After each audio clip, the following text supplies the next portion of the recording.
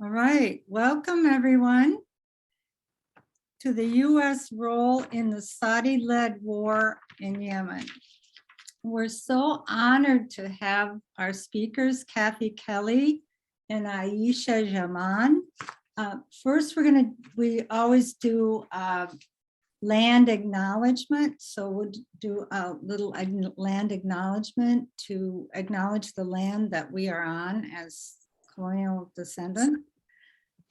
Today, 11 reservations are located within the state of Minnesota, 4 Dakota communities in the southern portion of the state, and 7 Ojibwe communities in the north. WAMM pays tribute to the Dakota and Ojibwe. We invite you to consider the land on which you live and the confluence of legacies that bring you to where you stand. And now we'll introduce our speakers. Aisha Jumaan, who has honored us tonight, has over 30 years of experience in public health, including viral vaccine preventable diseases, cervical and breast cancer research, surveillance, maternal, child health and nutrition, primary health care, and women in development. She's also worked in her native home, Yemen, with UNFPA and UNDP, which she can explain maybe when we get to it. And she's also participated in health-related program development evaluation and training activities for the Peace Corps. She was an assistant professor on the Faculty of Medicine and Health Sciences at Sana University and consulted on research projects for various ministries, USAID, Save the Children, and the Dutch Embassy. She's earned her PhD in epidemiology from the University of North Carolina, Chapel Hill, her master's in public health from Emory University, Atlanta, Georgia, and a PA in biology from Mills College, Oakland, California. So we're very honored to have you with us. And we also have Kathy Kelly, who is a peace activist and author who's helped organize demonstrations, fasts, vigils, and legislative campaigns calling for an end to the United States participation in the Saudi-led coalition's war against Yemen. She and her companions in the Ban Killer Drone campaign have researched consequences of US drone attacks against Yemeni civilians as part of their call for an international treaty to ban weaponized drones. And you may have known Kathy from Voices in the Wilderness and Voices for Creative Nonviolence, which she was with for many years. So we are so honored to have you. And if you'd like to begin speaking, Aisha, we'd love to hear you. Thank you, Mary, and thank you to everyone who's joining us tonight. It's an honor to be with you all. I'm going to share a PowerPoint presentation. I'll be focusing on the humanitarian aspects of the war on Yemen, but also talking about the U.S. role in that humanitarian aspects. So Yemen is considered the largest humanitarian crisis in the world today. I always like to start by a picture of Sana'a city where I grew up. We get a lot of photos from Yemen that are heartbreaking. And I want to remind people that Yemen has a civilization that had existed for over 7,000 years. This is a UNESCO heritage site. This is the old city of Sana'a, and it is the oldest continuously inhabited city in the world. I also want to share here a map of Yemen and why Yemen is very important, not just to the US, but to many countries. Yemen controls the Bab el-Mandeb, which is here, the Strait of Mandeb. And this is where the majority of oil from Saudi Arabia passes through, but also it controls a lot of travel between the Arabian Sea and the rest of the world. And this is Socotra Island here, and that is now being occupied actually by the United Arab Emirates because they want to have control of this strait that controls most of the trade that passes in this region. I'll talk a little bit about air raids and blockade that's imposed on Yemen and their impact on the population in Yemen. So this is a map or a graph of all the air raids that had hit Yemen since 2015 up to now, or December of 2021. And you can see now a sharp increase in air raids on Yemen. And an air raid means, aircrafts F-15 and F-16 are hovering over Yemen, and they will be, targeting, several places. For each air raid may, be flying for an hour, and will be conducting several airstrikes. So I'm trying here to explain the reason we are seeing an increase in violence and increase in air raids on Yemen recently. In October of 2021, the Saudi used incentives and threats to shut down a UN investigation into war crimes in Yemen. So there was a UN body that was investigating war crimes, and the Saudi had worked very hard to make sure that there is a vote against that body. And unfortunately, the vote went the way the Saudi wanted.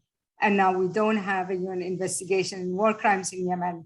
And immediately following that, we saw an increase in airstrikes, especially targeting civilians and civilians' infrastructure.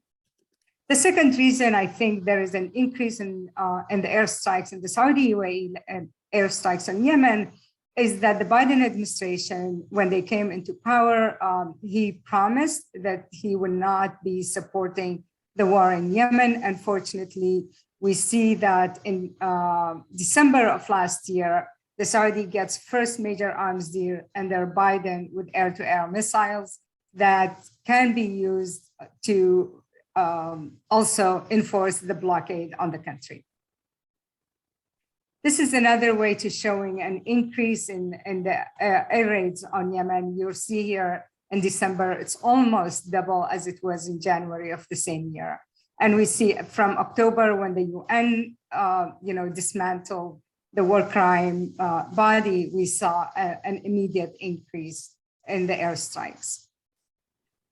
This is one of the airstrikes that occurred in January of 2022, where more than 90 actually people were killed, including 3 children in airstrikes in Yemen, and the largest casualties with over 90 killed and over 260 injured was a temporary detention center in Sada.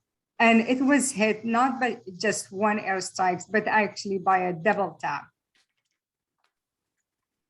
If we look at where the Saudis are getting their weapons, this is an article from USA Today that says Saudi Arabia buys the most weapons from the US government. And arms imports from 2008 to 2018, they're saying here is about 13.7 billion, or 60% of all imports of US arms imports goes to Saudi Arabia. This is another table that shows where the Saudis get most of their weapons. So we see the United States is the largest supporter of Saudi. Saudi is #1 in importing weapons, but also the second one is the United Kingdom. So between the US and the United Kingdom, that's where the majority of the weapons coming to Saudi Arabia. So this issue of if we don't sell to them, they're going to go buy from China or from Russia is actually not going to work, because all their weapons are either from the US and the United Kingdom, and they cannot just use spare parts from other countries for US made or UK made weapons.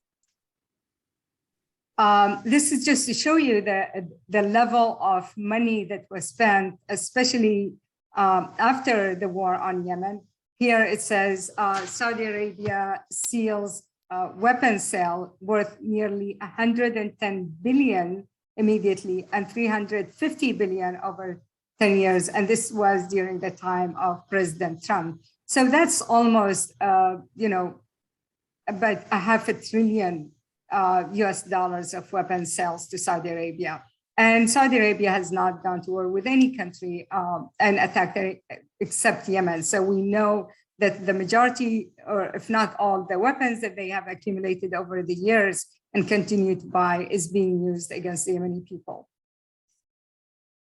This is another one. It's the defying Congress. Trump sets $8 billion plus in weapons sales to Saudi Arabia and the UAE. And I'm sure you read in the news that the US allowed the UAE to get the F-35s, which is, they have not sold them to any other country except Israel. And now they also plan to use them, to sell them to United Arab Emirates, which is also bombing Yemen. This is from William Hartung. He's saying that Biden administration missiles sale to Saudi Arabia is offensive and must be stopped. And there are a lot of people who are saying the same thing. This is from Bruce Rydell at the Brookings Institute. He also is talking about missiles that are made in Britain and ruining lives in Yemen. And he said it's time to stop US arms sale to Saudi Arabia.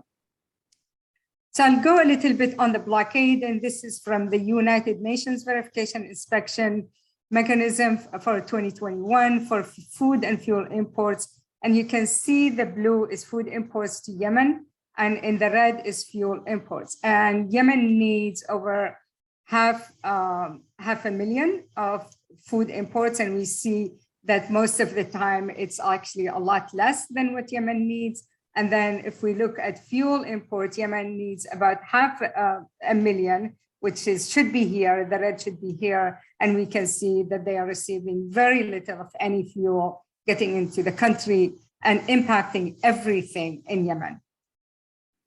This is again to show you the level of control the Saudi have on imports to Yemen. In 2016, and that was 1 year after the war, there were about 40,000 vessels entering Hodeidah. And then we now, in 2021, we have 1,634 vessels entering Hodeidah, just a huge reduction in what is allowed into the country. This is from the UN. It says widespread conflict, severe economic decline, food insecurity, and collapse of essential services continue to take an enormous toll on the population, exacerbating existing vulnerabilities.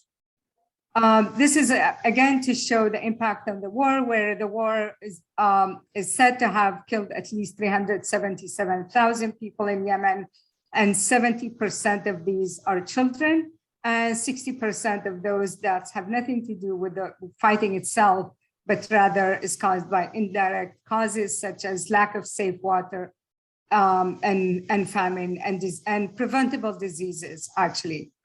And I actually think this is a complete and a huge underestimate, as I know the Yemeni health system only covers 50% of the population. We have a lot of people who die in their homes, especially children, that nobody is reporting.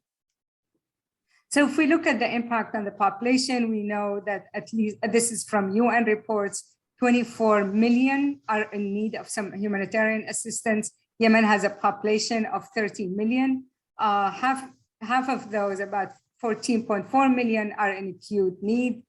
Over 4 million people in Yemen are displaced. And because Yemen borders are closed, people cannot find a safety outside Yemen and try to leave Yemen. 80% of those displaced have been displaced for a year, and the majority of them, 80%, are women and children.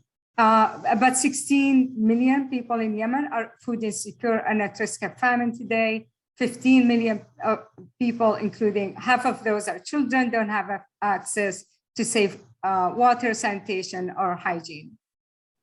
This is David Beasley. He is the World Food Program chief. He's saying that it's a countdown to catastrophe in Yemen, where we are now out of money, and that is why 8 million people in Yemen will not receive food rations. So that's, I said there are about 16 million people who are food insecure, and now 8 million of those may not receive the food that they need to survive.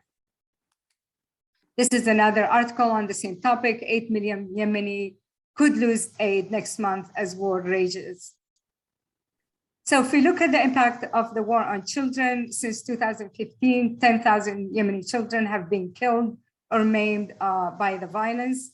Over 11 million children, that's 4 in every 5 Yemeni children, need humanitarian assistance. 400,000 Yemeni children suffer severe acute malnutrition.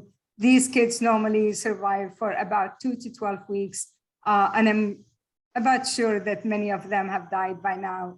1.7 million Yemeni children are internally displaced, and 7.5 million Yemeni children don't have access to safe water. We also know that 2 million Yemeni children are not able to go to school. So this is from February of this year. It says January is the deadliest month since 2018, with 1 civilian killed or injured every single hour. So if we look at the impact of health, because that's actually where I do a lot of work, we see an increase in mortality and morbidity in Yemen. There is a lot of damage to the infrastructure, leading to increased risk of infectious diseases and outbreaks. We know we have a weakened health system, shortages of medical supplies due to the blockade on Yemen, including medications for chronic diseases, dialysis, and chemotherapy. The fuel shortages reducing the hours of operation or closing, especially in rural areas, and collapsed economy in Yemen due to the blockade on Yemen. And then we also know that there is an increase of famine in the country. This is another article that says UN suspends Yemen relief projects over funding shortages. Another one says no roof, no seats, no desk for Yemeni children. And we actually support a lot of schools in Yemen, and this is the environment we know that they are working in or being taught in. I was asked to briefly talk about Yemen Relief and Reconstruction Foundation, the organization I founded to provide relief work in Yemen and provide advocacy for the Yemeni people here. And these are some of the topics or programs that we offer: health, income generation, and schools and water projects and food baskets. And just to give you some kind of an idea of what we do, like last year, we reached over 226,000 people with food. 151,000 of those were children. We also, supported, as I said, school children with school bags. We provide blankets and heavy clothing for the mountainous areas, and over 200 medical devices and school devices were distributed to schools and so forth. So I won't go, but this is all on our website. You can find that information there. So I would also want to call for action. What can we do here? And before we call for action, I wanted to talk about how the US is supporting the Saudi-led coalition war in Yemen. They provide the majority of the weapon, about 70 to 80% of the Saudi weapons are Americans.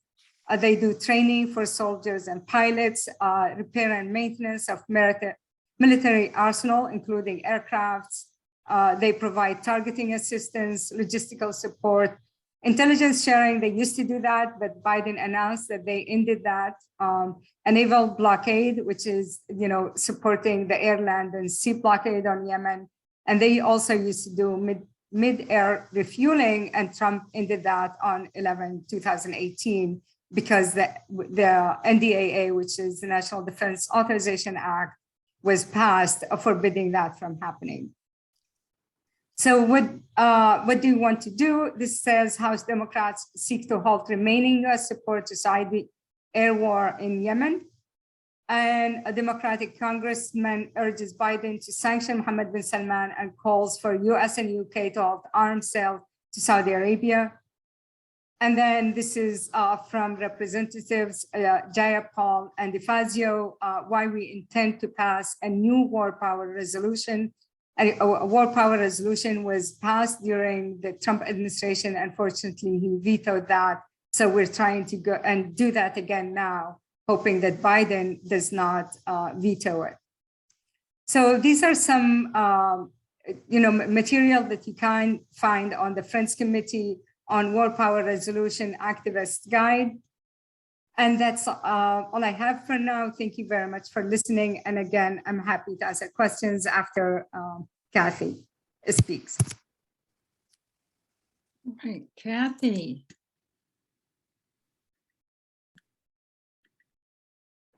Kathy. Thank you. I would like everybody to know that Dr. Aisha Jumaan, along with her practice as an epidemiologist and all of her work to be a frequently sought out speaker with regard to Yemen, has never, ever turned down a request for assistance in trying to understand something, or in terms of daily phone calls with activists trying to encourage activism to end this. So I just want to say what a privilege it is to be speaking with Aisha and to have watched her over all of these 7 years unflagging in her effort to reduce the terrible suffering of her people and to abolish this hideous war.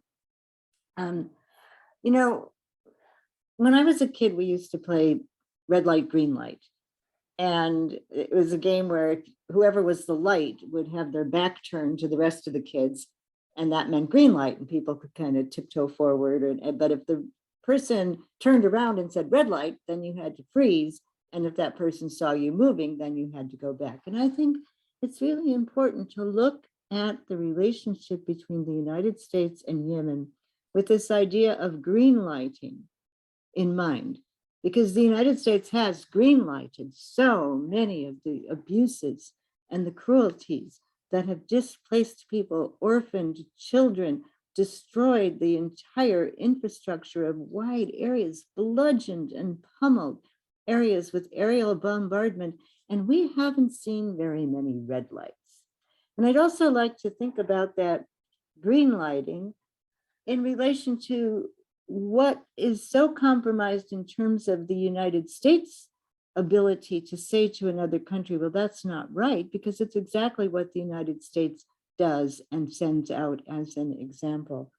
So for instance, in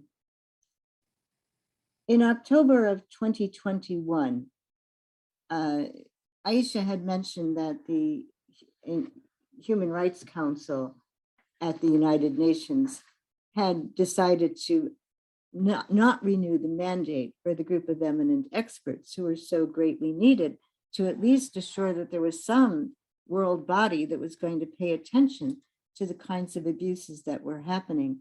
And Saudi Arabia wasn't part of that Human Rights Council, but they had a proxy more or less through the country of Bahrain.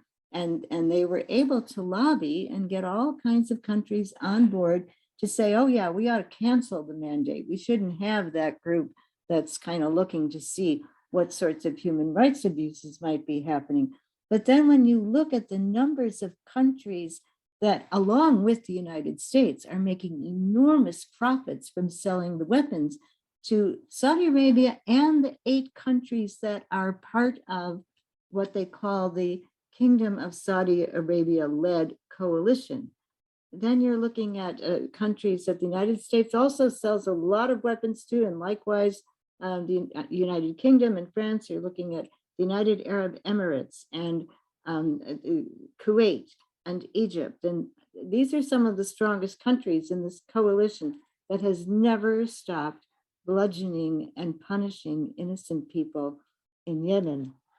And so, you know, in 2017, Mohammed bin Salman went on national TV in Saudi Arabia, and he said, well, actually, a long drawn out war is in our favor because we'll wear the Houthis out and then we can just kind of walk in and take it over. And you would think that after the conditions caused by the Saudi bombing that Aisha has just talked to us about, the ways in which the infrastructure has been destroyed and the numbers of children on the verge of starvation and the ways in which so many civilians have been displaced, you would think that, you know, the United States might say, well, you know, a long war isn't such a good idea. But then you see, these Saudi generals have been very tongue-in-cheek and blatant in saying, oh, well, then we'll ask our American counterparts for advice about how to shorten wars or how to be more precise in bombing civilian targets. Well, the United States has been involved in its forever wars and had been at the time that Mohammed bin Salman said that statement on TV, the United States had been at war against Afghanistan for a good 15 years. And then I also, think about the terrible network of clandestine prisons that the United Arab Emirates has maintained way back in 2017. Human Rights Watch and Amnesty International were reporting on the ghastly forms of torture that were being practiced against Houthis who would be corralled into these prisons, and it was hideous.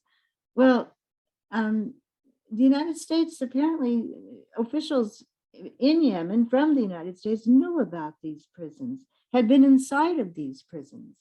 But of course, if the United States were to say, oh, that's wrong to hold people under indefinite detention and torture them, Saudi Arabia militarists and Crown Prince Mohammed bin Salman could say, well, what about Guantanamo? What about Bagram? And this is what I mean by green lighting. And then, it just gets so much worse and horribly more complicated because every warring faction in Yemen has got their own prisons and has practiced torture. And what that will do to traumatize generations in the future is so, so terrible. But I think that's another green light. Now, the Kingdom of Saudi Arabia's blockade has been using ships manufactured actually in Marinette, Wisconsin, to enforce the blockade. And you might, say, well, that's a state of siege that's punishing innocent people. And how can that go on? Shouldn't the United States flag that? But then, of course, how long did the United States maintain economic sanctions that killed over 500,000 children in Iraq? And what about the sanctions against Iran? And now, of course, we have sanctions against Afghanistan. So again, I would see that as the green lighting, and there's really very few instances of any kind of red lighting. And so, it's great, I think, that there now is a bill we hope will be introduced by Peter DeFazio and Pramila Jayapal. But let's look at the fact that after President Trump vetoed the bipartisan majority of congresspeople and senators who got together and said, yes, we're going to pass a Yemen War Powers Act that will prevent the United States from continuing to support Saudi Arabia. The president just can't make that decision. We're going to end. So that was vetoed. But why didn't? So let me just say, you could imagine the Crown Prince of Saudi Arabia might have thought, oh, well, that's kind of a red light. Now maybe they are going to get upset with me. But after it was vetoed, we didn't see a group of congresspeople and senators come together with the new Yemen War Powers resolution in 2020, not in 2021. So for those 2 years, it was sort of like the United States saying, yeah, go ahead, we're not. And sure, with the go-ahead, you saw the charts that Aisha presented to us, this incredible rise in the aerial bombing of areas. Like I think about, there's one particular province, the Maimed province, where people have already been so displaced. They're getting bombed in one refugee camp and trying to flee to another. And one person said it would be as though if you could imagine 3 neighborhoods in Minneapolis, or for me in Chicago, just 3 neighborhoods. And imagine those neighborhoods being pounded 29 times a day for over a month. It's impossible to imagine how people will ever find the resilience to live through these terrible abuses. And so I do want to especially encourage all of us to, I'm going to share my screen just to re-emphasize the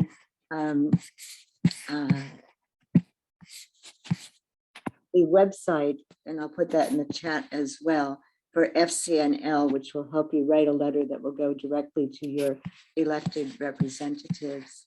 And then I'm thinking so much about what Aisha has been telling us, and so I'd just like to share my screen and offer one more item.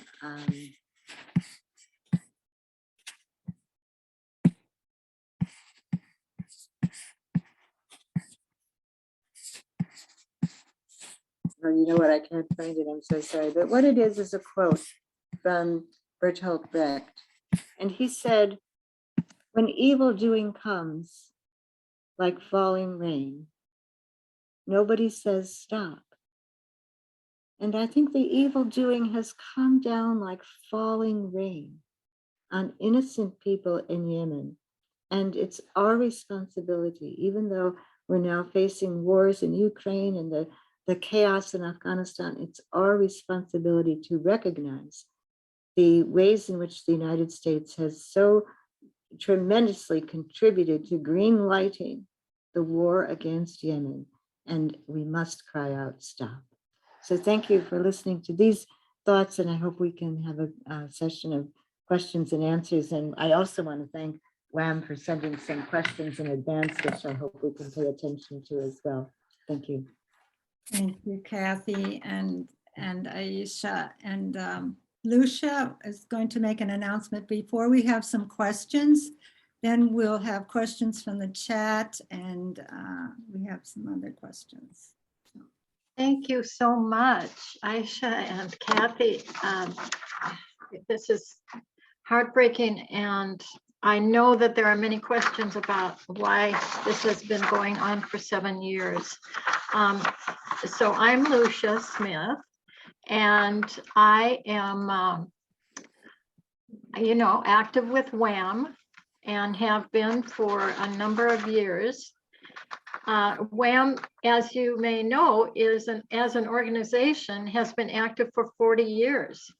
And since the early years, WAMM has functioned as a whole and also through various committees and action groups that are focused on specific issues. And so therefore, the Middle East Committee of WAMM has brought you, all of you, these two exceptional speakers, Aisha and Kathy. And as you might imagine, we will send an honorarium from the Middle East Committee to each of our speakers as a special thank you, just a kind of a token of our appreciation. So usually at this point in the program, while we're all sitting in one large room and you're composing your questions in your mind, and while we're asking our questions, I would pass around a basket and invite you to make a donation to the WAMM Middle East Committee that will help us move forward and continue to present programs like the one tonight. But as you know, for the last couple of years, we have not been meeting in one big room. And because I cannot pass the hat virtually, I'm going to ask you to chip in to support the ongoing work of the Middle East Committee in a couple of, or in whatever way might be feasible for you. You might go to the WAMM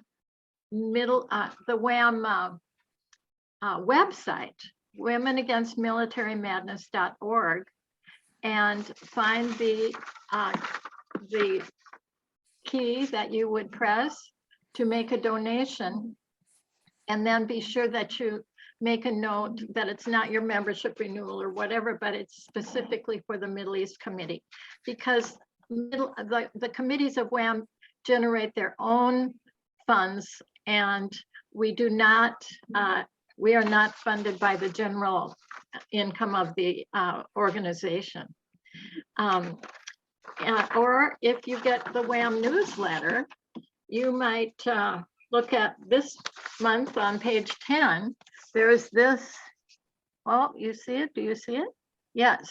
There's a form that you might mail in, and with a check or with information about how to access your credit or debit card, and specify for the Middle East Committee, or tomorrow you could call the WAMM office and say, I want to support the Middle East Committee in ongoing projects like this. So do that if you are able to and have the will to do that. And I thank you very much for your attention. And let's go to questions because I know we have many. Thank you. Thank you. Okay, so well, we covered a lot of material and that was really interesting and heartbreaking. And we have a couple other questions maybe we could ask you to answer. Could you speak about the Houthis and the dynamic between them and the the power players on the ground there in Yemen? Can you hear me? Oh, yes, I thought I'd wait and let Aisha go first on that because I know she's so knowledgeable. Okay, thank you. So the Houthi is a Yemeni group, and it started in the north of Yemen in the governorate of Sada. Initially, it started in the early 90s as a religious group to counter the Saudi ideology that was pervasive in Yemen at that point in time. Until about 2003, 2004, when the US decided to invade Iraq, the group leader was against the invasion and did not want Yemen to support the US war in Iraq. And so in 2003, 2004, they had big demonstrations against the war. Unfortunately, the government in Sana'a, the national government, decided to crack down on them and eventually killed the leader of the group in 2004. Following that, they became a rebel group, and the central government had 6 wars with them from 2004 to 2010. In 2011, when the Arab Spring and demonstration against the Ali Abdullah Saleh, who was president of Yemen then, started to take hold in Yemen, they participated in those demonstrations because they also had grievances about the corruption in Yemen and also about the neglect of their areas in terms of services. In 2000, and there was a national dialogue that occurred in Yemen, and unfortunately, when the national dialogue took place, 2 groups, political groups, were ignored completely. That was the Houthi, and then the other group was the Southern separatist group. They were not giving a voice in the national dialogue. That led in 2014 to the Houthi taking over Sana'a. And at that point in time, which is quite odd, they became close to the former president of Yemen, and they made an alliance with him. At the end of 2014, early 2015, the UN Special Envoy to Yemen had declared that all Yemeni parties have reached an agreement to have a coalition government that included everybody that was dissatisfied before. 2 days before the signing of the agreement, the Saudi started bombing Yemen. Thank you. Maybe I could just add that in a 2019 conference in Warsaw, Mike Pompeo, who was then the Secretary of State, said the coalition forces should kick the more polite word would be stuffing, but that isn't exactly what he said, kick the out of the Houthis. And so I think the United States has had it in for the Houthis in a way that has nothing to do with trying to foster some kind of dialogue or ceasefire or movement toward an end to this terrible war. Well, thank you for that answer. We have questions in the chat. Would someone, Sarah? Questions for the chat, from the chat? I think we lost that. Well, we'll move Well, on. Oh, there you go. I think you just answered the one that is in the chat. So go ahead and ask the WAMM questions. Okay, so Iran, is Iran involved in this conflict? We are hearing that there's Iran-backed Houthis. That's what the mainstream media, the corporate media is telling us. What would you say to that? Could you explain something about that? I'll start with that, Kathy, and then you can add on to it. So it's actually quite an interesting narrative, the issue of Iran. Somebody asked, the war is going on for 7 years, and actually it started under the Obama administration. The war was announced from Washington, D.C., not from Riyadh. At that point in time, the Obama administration was negotiating the nuclear deal with Iran, and the Saudis were not very happy with it, not very supportive. And to appease them, the Obama administration allowed them to, or supported their war on Yemen. So it started with an appeasement of the Saudi because the Obama administration was negotiating with Iran. In order for this war to not gain a lot of resistance in the US, and because Iran had been demonized in the US, the public relations firms that works for the Saudi, were ingenious in a way, because they immediately said that the Houthis were a proxy for Iran, and therefore that narrative is very, very strong. In fact, that if you look at even cables that were leaked from U.S. embassy, they challenged that. The cables released from U.S. embassy in Yemen challenged the association between the Iranians and the Houthis. But it's a narrative that worked quite well and continues to be pushed around.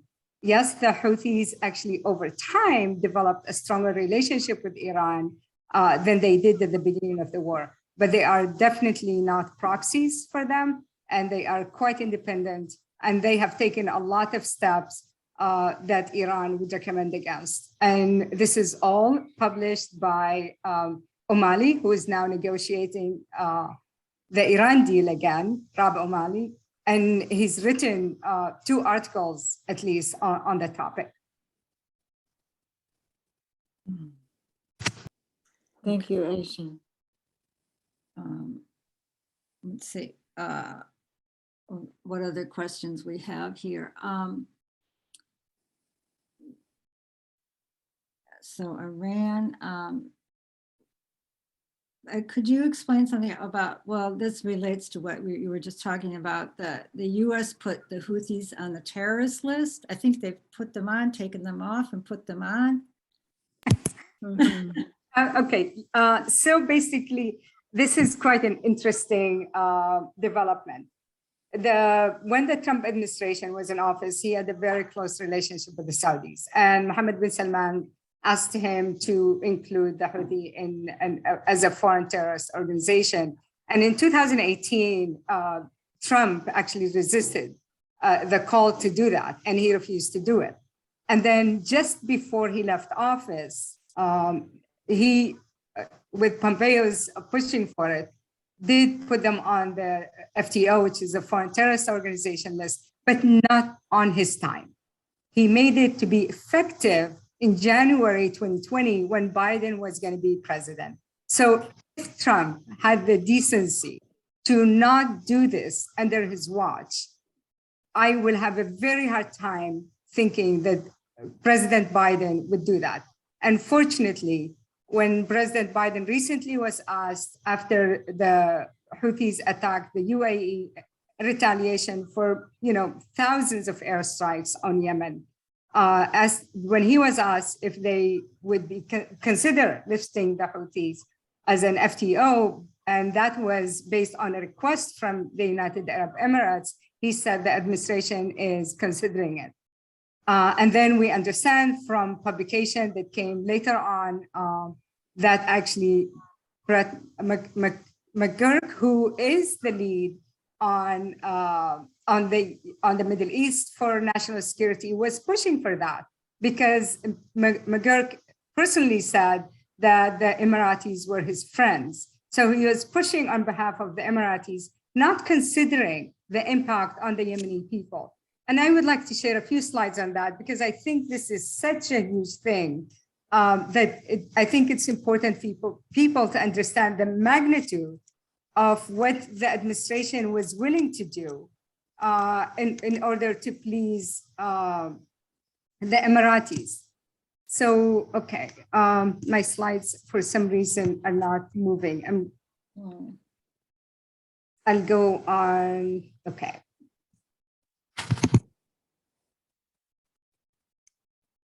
Okay, can you see the slides now?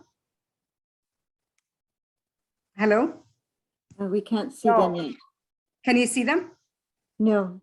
Oh, okay. You can see them.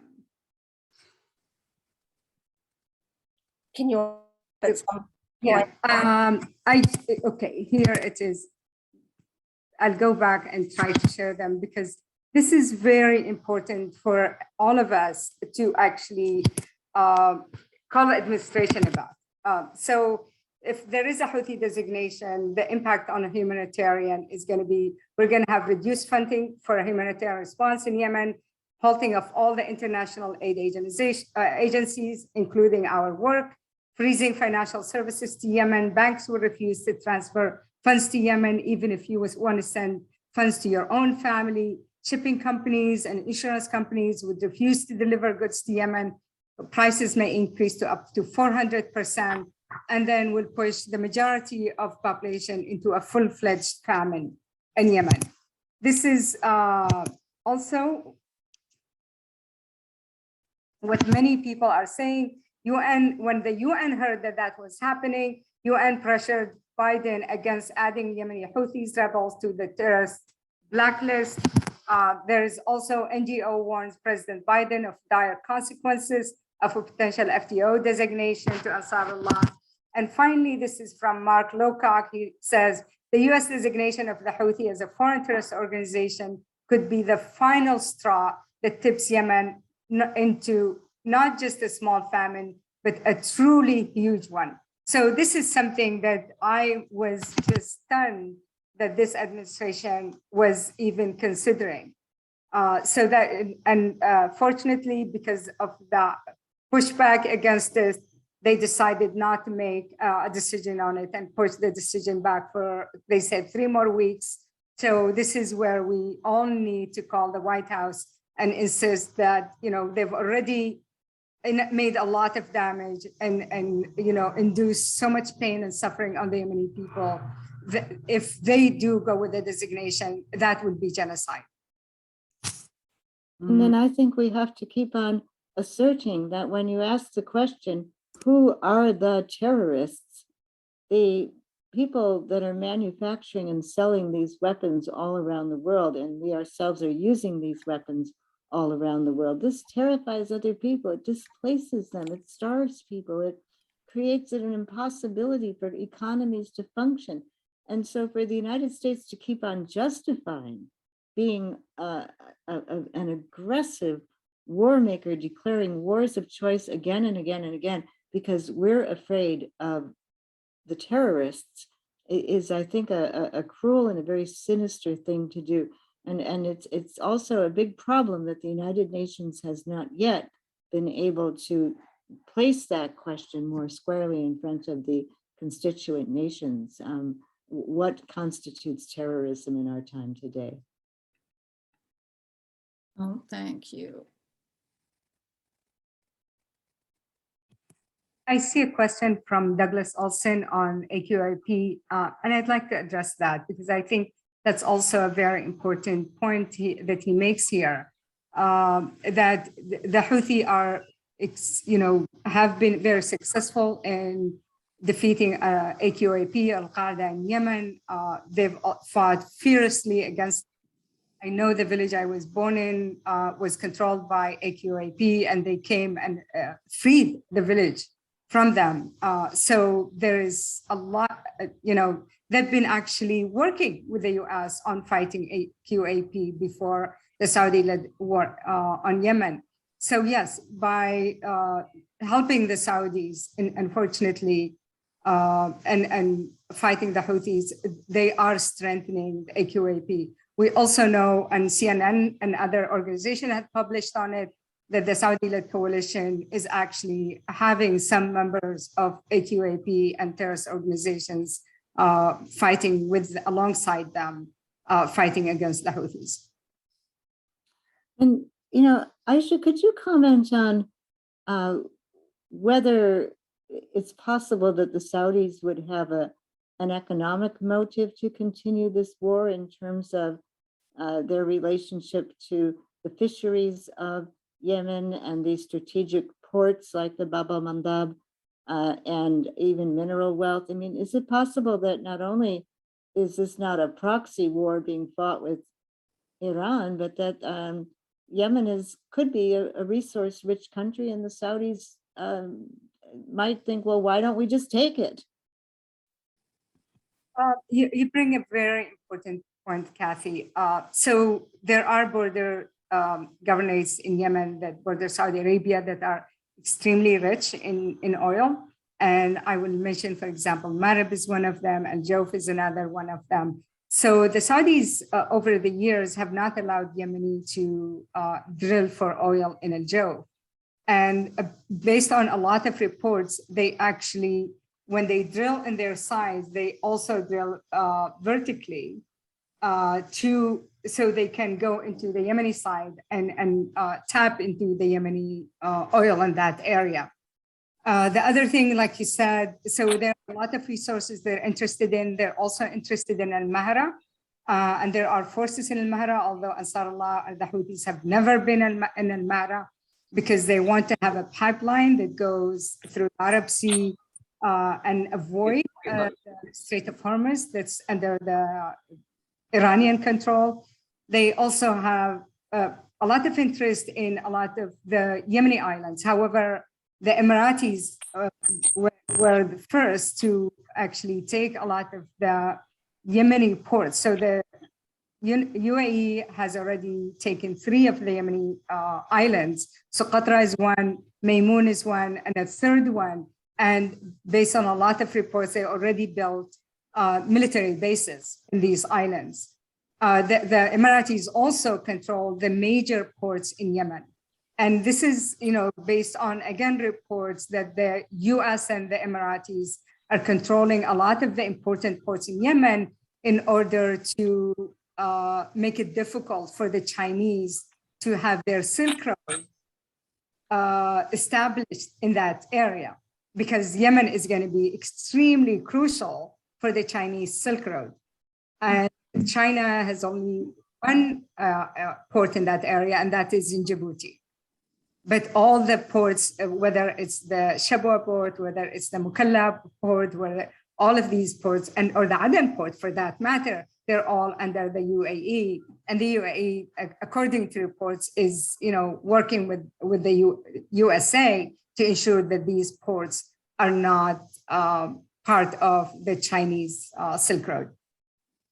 And I think it's also important to realize what this state of siege, what this blockade has meant. I first met Aisha because Medea Benjamin and I thought, well, maybe we could go over to Yemen. And I kept working for 5 months to try and get this visa. And finally I realized, give it up, Kathy Kelly, this is not going to happen. Nobody can fly in to the major airport unless they've got Saudi approval. Or Aisha, I know that you have, at great risk, I think, to yourself, maintained the work of your organization. But most people are kept out, including many journalists. Yeah, so anyone who wants to go to Yemen, they have to submit their information to the Saudi to get approval to travel to Yemen. So if you're a journalist, if you're an advocate for peace, if you're an anti-war, there is no way you're going to get approval. So you cannot go to Yemen, to any port. So the port of Aden, that's totally under their control. When I traveled to Aden this time, even when I go, I have to submit my information to them and they give approval to get into the country. The minute I arrived in the airport and got out of the airport, my phone, American phone, cell phone, said, "Welcome to Saudi Arabia," because all the communication services at the airport are Saudi. Shows how much control they have over the country. And it just killed me that here I am in Yemeni land and the phone service says, "Welcome to Saudi Arabia." But also that is true in Socotra Island. Socotra Island, not just the phone service, they even changed the country code. So to call Socotra, you now use the UAE country code. So a family member in Sana'a or Aden who wants to call Socotra Island another family member, it's an international call now. Oh, thank you for that. There was a question Yeah. about what's the end game besides wealth for weapons manufacturers. I think you answered that. Can you hear me? See me? Yeah. I wanted to ask, to reference that also, and I'm sorry I had to leave for just a few minutes, but yeah, Mary Lou asked about, is there an end game? What is the end game? Or is it just wealth from weapons manufacturer? And then I think Paul responded, yeah, there is no end game because there's money to be made by having this ongoing. But what is the agenda of Saudi Arabia? I mean, is it for territory to take over, to divide it up, to take the resources, or just destroy? I think it's a lot of things. It's the resources in Yemen, it's control over Yemen, but also Mohammed bin Salman, when he took and became the defense minister in Saudi Arabia, he was only 28. He was an unknown in Saudi Arabia. And he actually thought that by going to war in Yemen, it would take him a few weeks to 3 months maximum. That's what he told the Obama administration. That's what he said on Arab TV when I heard him talk about this. And he thought by going into war in Yemen, he will also be a national hero and will be the second in line to become king, because at that point in time, his cousin was second in line to be king. So unfortunately, it's, for the Yemeni people, it's 7 years. Now we're going to enter the 8th year by the end of March. And the Yemeni people are suffering. He's not feeling anything except probably, that he's spending more money on to arms dealers. The thing that really shook me the other day when I read it in the news is that Austin, who is our defense minister here, or defense secretary, he said that Mohammed bin Salman told him specifically that he wants to leave the war in Yemen. He wants to leave it, but he wants a face-saving way to leave the war. And it struck me how much Austin and everybody else is looking for a face-saving way to get Mohammed bin Salman out of this, and not considering the millions of people in Yemen who are suffering as a result. So to them, Mohammed bin Salman's reputation as a general, as a defense secretary, is more important than 24 million people in Yemen who are in need of humanitarian aid. And that just really hurt me in a way that I just cannot explain. And then I think we do have to ask, to a certain extent, are the Secretary of Defense and some of the elected officials more or less flunkies for the major weapon and military contractors, because they stand to make great gains as long as this war continues. And if the Saudis want to buy these weapons, you can bet the CEOs of Boeing and Raytheon and Lockheed Martin are going to say, well, where's the problem?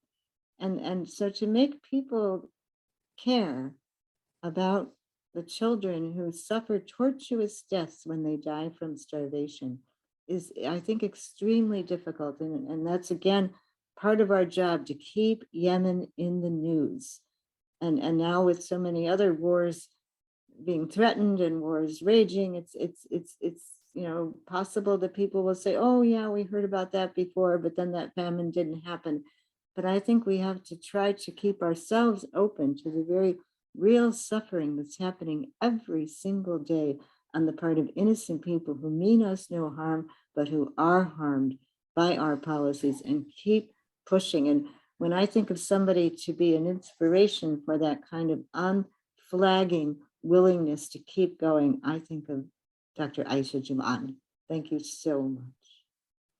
Thank you. And Dr. Jumaan, you have offered generously to share your slides with us so we can share them with anyone who's interested, and we can spread the word and provide this really, really important information to people and have them spread the word and put this in the consciousness. So, thank you.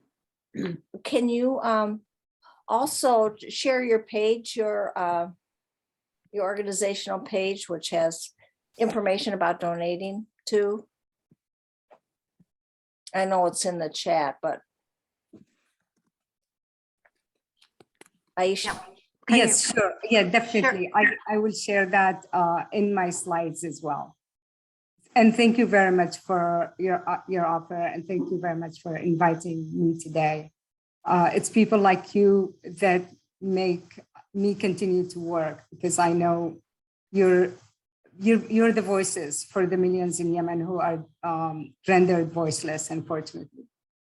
Thank you so much for the privilege of granting us the privilege of having you speak for us and speak to this issue. This is so important, and we don't hear the background. We don't hear these things, and it's so significant. So we really appreciate you, and really thank you both for your work and your continuing work, and we hope to find ways to support it.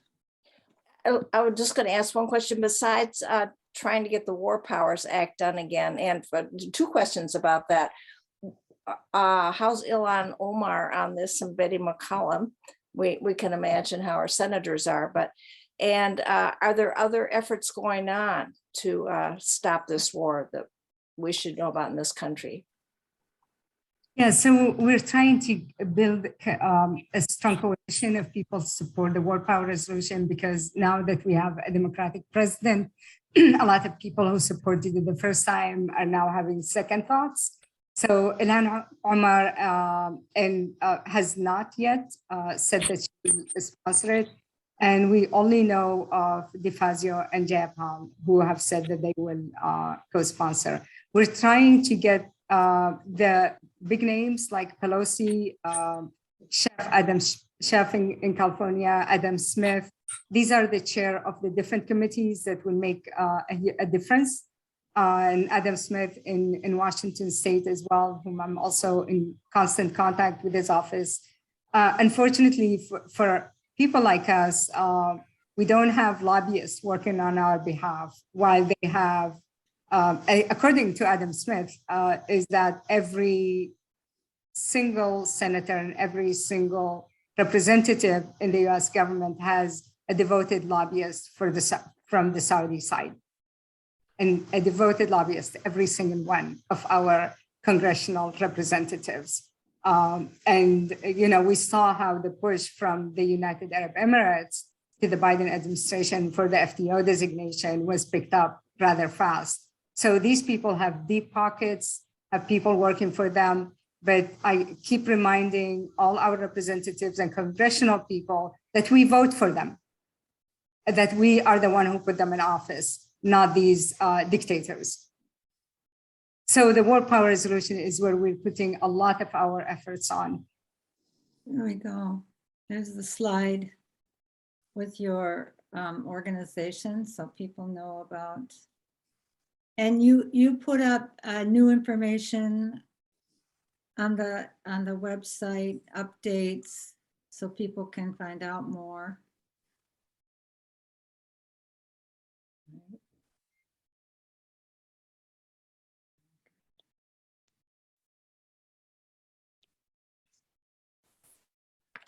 Yeah, I just put that up for just a moment. I can put it up again, but I put the website up. Thank you. Well, let's see. How am I doing? Okay, well, thank you. We appreciate this so much. And we'll continue to try to stay in touch and definitely support your work in terms of trying to stop this war on Yemen. Thank you. Thank you all very much. Thank you very much. Bye-bye. Bye-bye. Bye-bye. Thank you so much. Thank you. And we can send out, maybe we should send out again or send out, we can do an action alert too on the WAMM calendar to about the legislation or about the bills. I'm just feeling kind of overwrought. Well, we also have our newsletter that we can put information in about the bills, and we'll keep up with that. So we have a Middle East committee meeting on Monday, so we can do Yeah. that action alert next week. Discuss that.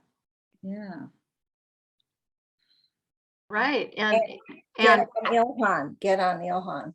And anyone is welcome to sit in with the WAMM Middle East Committee. We meet at 9:30 on Monday. We meet the second and fourth Mondays at 9:30. And you can Zoom in with us. Oh, we're concluding now.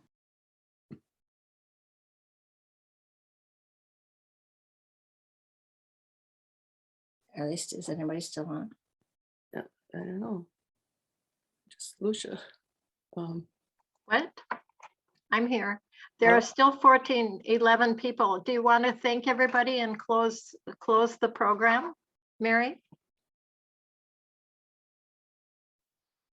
I actually, although I'm on the list that Mary sent out, I'm not closing. I did that in between the speakers and the questions, but anyone is welcome to connect with WAMM and with the Middle East Committee.